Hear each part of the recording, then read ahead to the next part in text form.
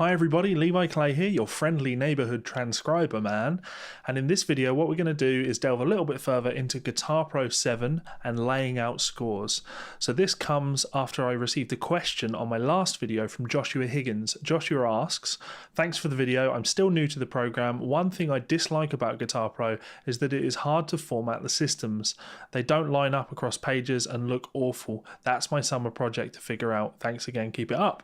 Thanks very much for the comment or question, Josh. As always, anybody you drop a comment below, I read all of them and I try to get back to you, as many of you as possible.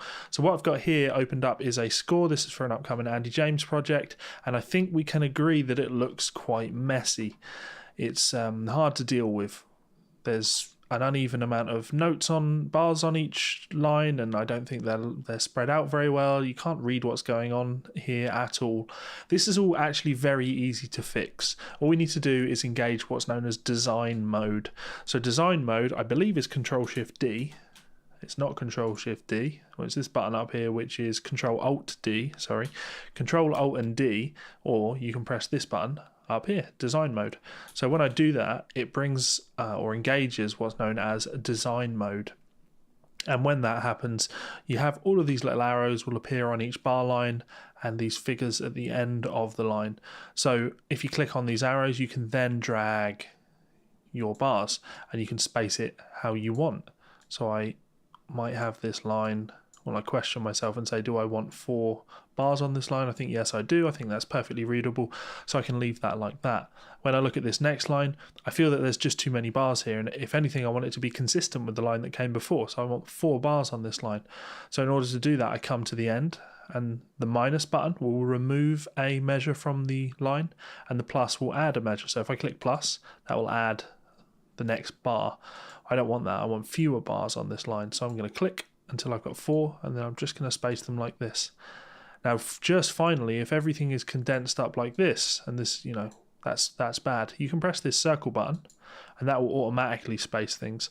It's not always perfect. Like I look at this and I think the first bar is probably a little bit too condensed, so all I'm going to do is just tiny little adjustments, just compress these in just a little bit to give that first bar a little bit more space.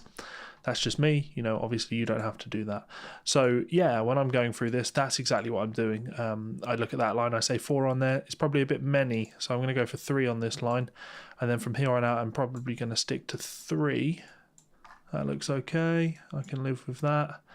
You know, can I live with that, or would I prefer to have just 2 there, which would make it a little bit easier to read? It's really up to you how you space these. Here I find that 30-second notes, they don't look good when you have 2 consecutive bars of 30-second notes, so I tend to have 1 bar of 30-second notes per line, though you can get away with something like that at the end. So there you go, I've used design mode. You can also, I probably should have checked this beforehand, you can do a system layout and yeah, fixed bar counts per system if you like. You know, you can do that, have an automatic process, but I find doing it manually is probably the best way to do it. It's probably going to give you the best result. So there you go, Joshua, thank you very much for the question, and I hope that helps. I hope that saved you some time over your summer. Lastly, I just want to extend a huge thank you to these people over here. These are my supporters over on patreon.com. They are bringing you these videos, so massive thank you to them, and also VPix, who are still sponsoring the channel. So if you're unfamiliar with VPix, where is my VPic that I love? I've got a new VPic that I love, the small light. I'm used to the medium pointed, but the small light, I love it at the moment, and I can't put it down. Apparently I can, and then I lose it. But, you know, that's what us guitar players do with picks.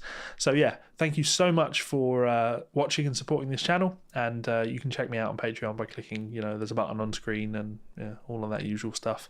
So much love, and I will see you for another video soon. Bye.